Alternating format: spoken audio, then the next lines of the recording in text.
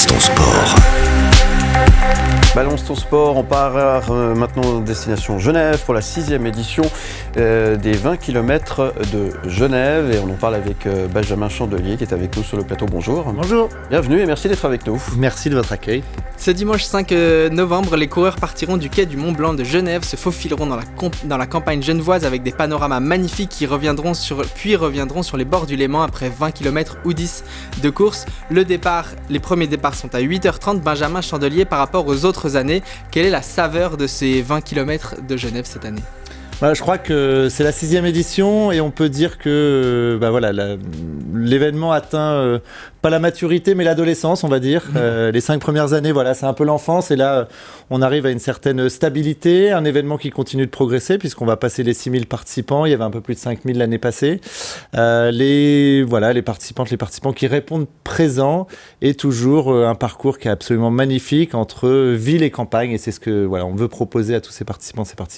Il y a 2 distances, 10 et 20 km, 6 formats en tout avec des relais de la course ou de la marche. L'idée, c'est de faire une course pour tout le monde ? Exactement, l'idée c'est vraiment de faire une course pour tous.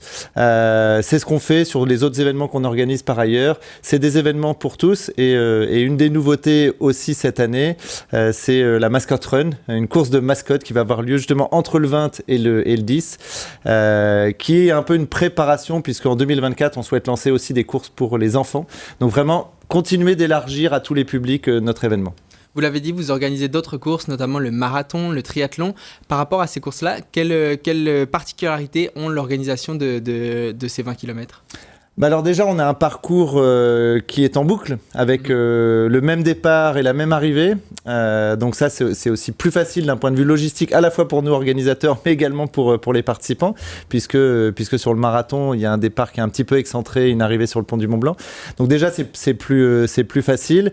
Et le fait qu'on ait plusieurs courses, ça crée aussi une dynamique qui est assez sympathique, où finalement, ceux qui vont faire le 20, une fois qu'ils ont fini, vont pouvoir regarder ceux qui font le 10, et inversement, ceux qui font le 10 vont pouvoir regarder les derniers arrivants du 20. Donc il y a une espèce de mixité entre les différents profils qui est intéressante et qui fait que ça fait un bon dimanche sympathique de course à pied.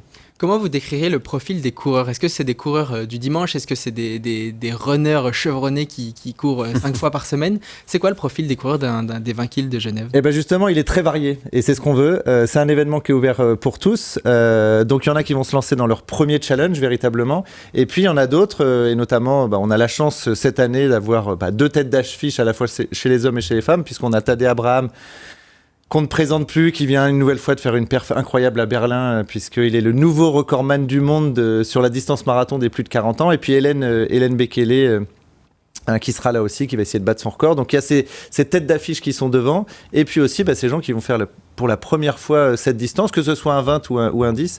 Et c'est ça vraiment l'esprit de l'événement, c'est avoir des grands champions devant et des monsieur et madame tout le monde derrière qui vont essayer de s'inspirer un peu de ces grands champions.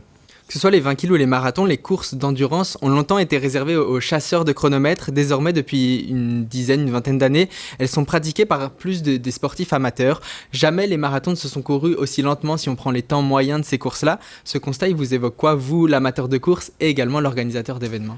Moi, je suis un coureur lambda. Donc ça me fait plaisir parce que j'ai fait mon premier marathon en 2014 et cette démocratisation de la course à pied, le fait que ça soit plus réservé à une élite, je trouve ça génial parce que du coup chacun peut se lancer un défi et ce week-end pour certains le défi d'une vie ça sera de courir 10 km, pour d'autres ça sera 20 km, mais c'est déjà un exploit en soi pour eux et ils vont s'entraîner, se préparer dur. Et donc non, moi je trouve ça absolument génial que les gens osent et se lancent dans des challenges, et c'est ce qu'on verra ce week-end pour les Balexer 20 km de Genève. Prendre le temps de faire du sport, c'est bien, c'est plutôt une bonne chose, effectivement. Tout à fait.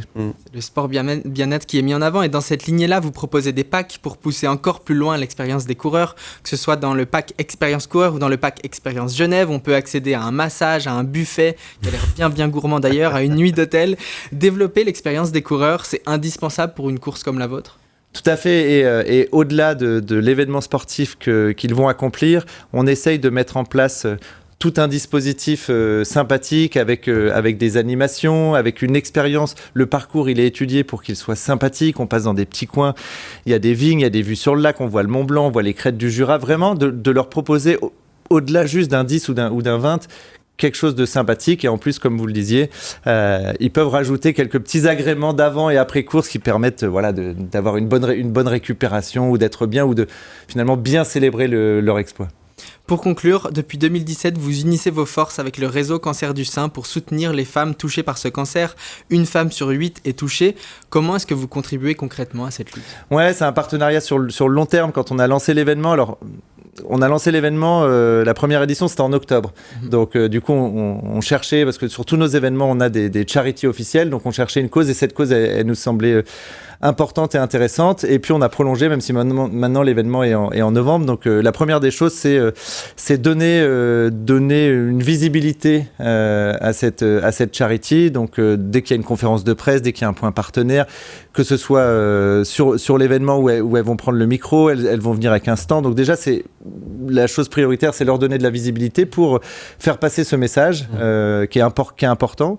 Et ensuite, il y a une marche rose qui est organisée dans le cadre de l'événement. Et ensuite, les participants, les participantes ont la possibilité de faire un don directement sur le formulaire d'inscription. Donc oui, c'est un vrai partenariat et qui marche aussi parce qu'il dure dans le temps. Merci beaucoup Benjamin Chandelier. On le rappelle, le départ c'est ce dimanche 5 novembre et les inscriptions sont ouvertes jusqu'à samedi midi pour participer à la course. Exactement, merci à vous en tout cas.